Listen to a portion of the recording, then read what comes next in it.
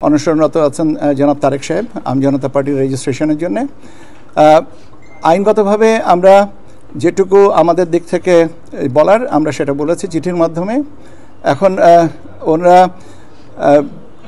Appeal করতে পারেন এবং ঘাটতি যেগুলো আছেন সেগুলো পূরণ করে দিতে পারেন।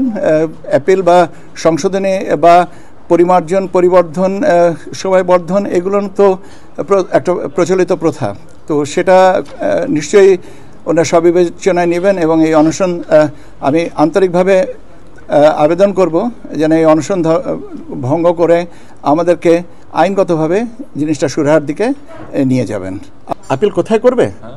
আপিল করবে কমিশনে বা বিষয়ে যেটা হচ্ছে যে সচিবালয়ে এটা করার কথা, কেননা চিঠিপত্র তো সচিবালয়ে থেকে যায়, সিনিয়র সচিব বা কমিশনের সচিবের বরাবর আপিলটা করবেন যদি ওনারা করতে চান।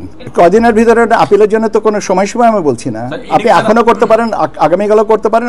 এটা তো আপনার, আপনি করবেন কিনা এটা তো আপনার সিদ্ধান্ত। আইনের বাইরে না, আমি আমার বলছি যে আপনার আইনের বাইরের ব্যাপারটা তো পরবর্তীতে কমিশন দেখবে। অ্যাপিল করতে তো কোনো অসুবিধা নেই, এটা আইনের সাথে আমরা সম্পর্কিত কেন করছি? আইনের সাথে সম্পর্কিত করার কোনো কিছু নেই।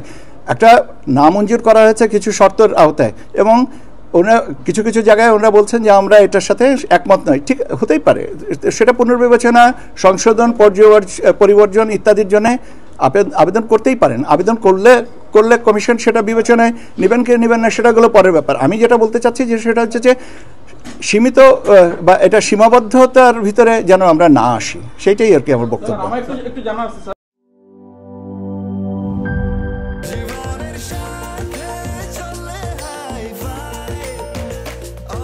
স্বাস্থ্যকর অল টাইম, সব সময় অল টাইম হেলদি লাইফ।